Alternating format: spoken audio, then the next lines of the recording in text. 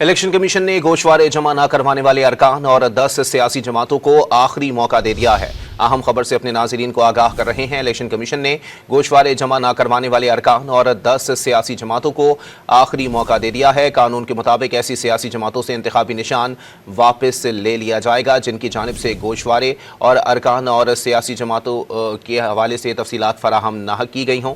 मजीद जानते हैं don news के नुमाइंदे इरफान सदोज़ई से। इरफान, मजीद अपडेट कीजिएगा।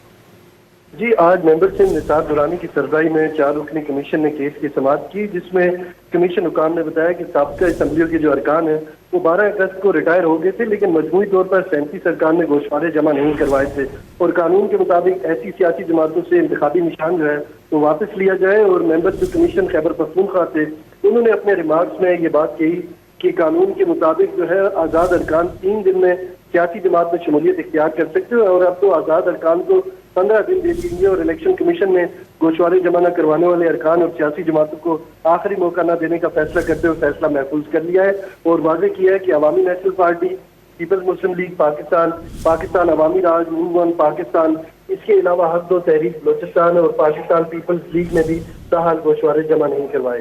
जी, बहुत शुक्रिया इरफान सदोज़ई अपडेट करने के लिए।